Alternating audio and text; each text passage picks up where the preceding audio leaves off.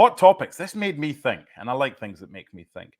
If you could have any Wrexham-type documentary of a football club, who would it be that hasn't already been done?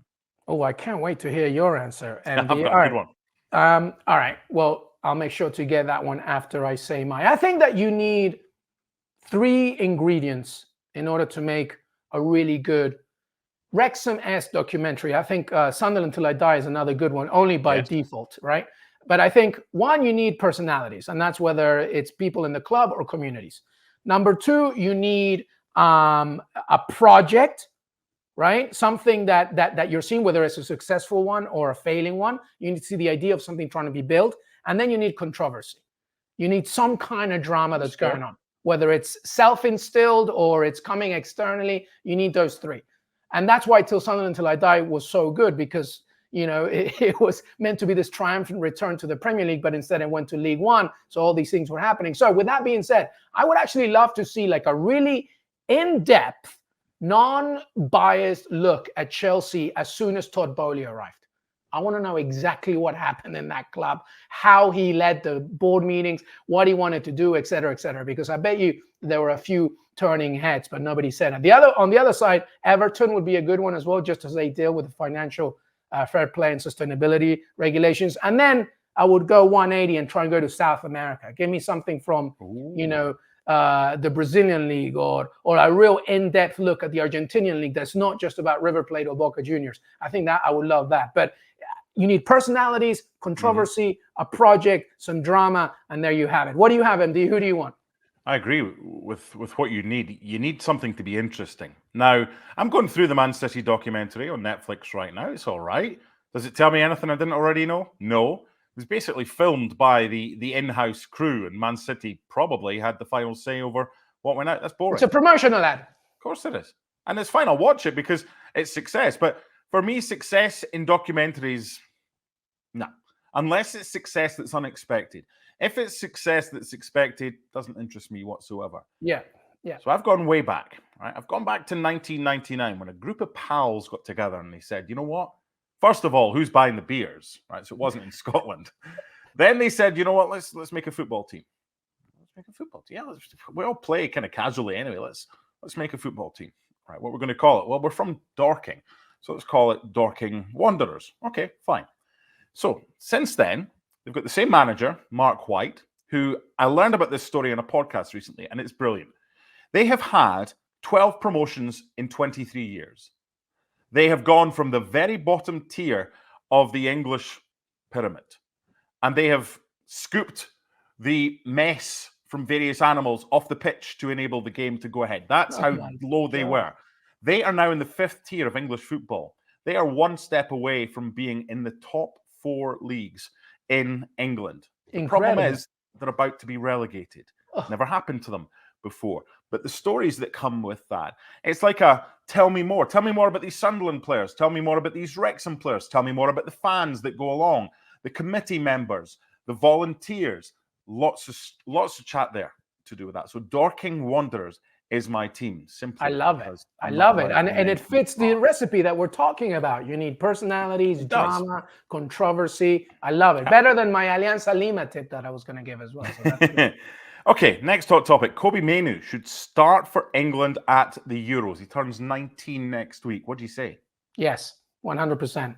He makes a great partnership with Declan Rice, Jude Bellingham right in front of him, Phil Foden on one side, Cole Palmer on the other one, Harry Kane up front. It's a no-brainer. I don't care about his age. He's already shown it. He's already shown so much at what he can do. And yes, we can go on and on about international experience and blah, blah, blah. Like, I'm sorry, England. Do you have a resume to prove that you have done it other way and it proved to be successful aside from, when you made it to the final in Euros but lost to Italy? No, I'm sorry. A player like Mainoo can really help complement not just the entire setup, but Declan Rice next to you. I mean, this kid, MD, when you watch him play, he doesn't play like his age. No. He plays like he's been playing in the Premier League for 15 years. But it's more than that. He's composed, artistic in his ball movement, creative, sees the ball. And listen, England is deep enough to take this kind of gamble, I think. So yes, I would start. Form over favoritism. It has to be. He has to go. He has to start as well. Because what are the other options? You could play Trent in there, but Trent's been injured. Hopefully he'll be back in a week or two. And he's basically a right back or a defender. Yeah, exactly. It's a different type of position. Yeah. It is. Yeah. It is. So, yeah, I take him and I start him. We're both agreed on that one. This is a really good one as well. The eclipse happened this week. What's one thing in the football world that will not happen again for at least another couple of decades? Man, this is a good question. When our producer Rob Moore asked it, I've been scratching my head about it because we could go in many directions. I guess my answer has to be monetary driven because what Leicester City did in the Premier League in 2017 was unbelievable. I don't think we will see it again for that amount of time because. One, it was so magical in its journey, but at the same time, it was at a period where even the financial monsters were trying to deal with the complexities of the scheduling. Tottenham, of course, had a wonderful season. They couldn't do it. And Leicester City, who were like before Christmas time, were being talked to being relegated. And then they won the Premier League. I don't think you'll see that in 20 years, just because, as you can see, aside from depth and talent and managerial prowess, money drives a lot here, and I think that it's going to be very difficult for any sort of mid-table type of club or a club that was trying to stay in the table win the Premier League. I don't think you'll see that for a while. What do you think? I had a tongue-in-cheek answer for this one. Then I read it again. It says that won't happen again because the tongue-in-cheek answer without the word again would be: will we see any potential penalties for Manchester City announced in the next 20 years? I'm not too sure the way things are going on. And they might be innocent. Again, will we find out the outcome of the Manchester City 115 charges in 20 years? But that hasn't happened yet, so it can't happen again. Yeah. So I've gone north of the border to my homeland, and I mention as when I can about my football team, Heart of Midlothian, right? So my answer here is that I don't think it'll happen again for another 20 years, at least, that another team outside of the old firm, Celtic and Rangers, will win the Scottish Premiership. And it's dull. It's boring. In which other league can you only aim for a cup? Because before a ball is kicked that you're not going to win the league. Now, here's the other thing as well. I've spoken many times on radio, on TV, on various things over the years about would Celtic and Rangers in the English Premier League work? Of course it would work. But they're not wanted right now. If they were, they'd go and get them. And they're not needed. And that's the other thing. They're far too big for Scottish football because they don't really want to be there, either of them. Because look what Rangers and Celtic have done in European competitions. Okay, so of course they'd be good down in England. Yeah. They would want to test themselves against better sides. But I would want my team and other teams in Scotland to have a chance of winning a league title. Aberdeen in 1985 were the last team to do it. Do you know who their manager was? Tell me. Sir Alex Ferguson. Well, there you go. That's right before he went to United. Excellent. It's been that long. Our theme is similar then, really, isn't it? It's about, the dominating, lengths to what the giants of respective leagues go to. And we talked about the fact that if Rangers and Celtic went to the Premier League, where would they end up? And obviously a lot depends on how they manage within that off-season and, the transfers that they bring in. But, it wouldn't be relegation. It wouldn't be Champions League. But no, if they're able to get the same amount of money that the top teams are getting on a level playing field, they'd be competing. What would they be competing for? Well, and there will be, as you said, a lot more balance in the Scottish Premiership. So there you go. Okay, 3 more before we get on to our final UEFA Champions League predictor. Rasmus Hojlund will win a golden boot in the Premier League one day. Not before Ollie Watkins. I mean... That wasn't the question. Well, one day, he's young enough. I think it depends a lot on the kind of support that he gets. He's very talented. And he just arrived to the Premier League. And he arrived at a time when United are still trying to figure out what to do, not just with the club itself, but, Erik ten Hag, etc. So everything is there, for him to be a star. But it's all very dependent on what happens in, I would say, the next 5-6 months and see, does Erik ten Hag stay? If he does stay, what happens within the squad? But in terms of his own individual ability, one day, can he win the Golden Boot? Erling Haaland, can he have an off-season? And by his standards, what is an off-season? I mentioned Ollie Watkins, of course. Mohamed Salah, will he see the final, year or years of his Liverpool contract. There's a lot at stake here, but he has the characteristics to do it for sure. But a lot is dependent on what's around him.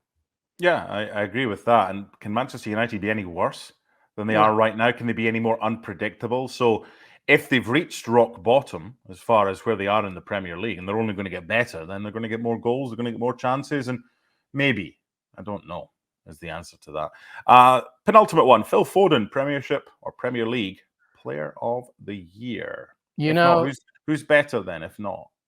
Well, I mean, this is, I would say, just like the title race, MD, I think that the fight for who will win the Premier League Player of the Season is pretty tight as well, because you can go in a few directions. I mean, what happens if Arsenal win the league? Declan Rice has a very good stance here to say that he did it, because it's more than just goals and assists, right? How about Rodri if Manchester City do it? Mohamed Salah, he's still up there in terms of goals. Erling Haaland is leading the Premier League goal scoring table, despite the fact that he didn't do what he hasn't done last season. Ollie Watkins, I've already mentioned. Cole Palmer, of course. But Phil Foden, he is definitely in my top 3, if not top 2, to win this thing. I think, again, a lot depends on what's going to happen in the next month and who will win the Premier League. But nobody can deny that his season has been remarkable. But I want people to take a look at these numbers that we're talking about, both defensively and offensively, because there's a lot of players, MD, that can really live up to the list of the Premier League Player of the Season. It's not just Phil Foden, but he is definitely up there. And my goodness, what a wonderful season he's had. Yeah, and he's got to be in contention. One of my bugbears is that Player of the Year, Manager of the Year, a lot of the time it's decided before the trophies are handed out. So you're asking journalists, especially for the football writers, to hand in their Player of the Year, Manager of the Year in March or April. Yeah, very difficult. So again, should it be that the Player of the Year belongs to the title winners? No, I don't think so.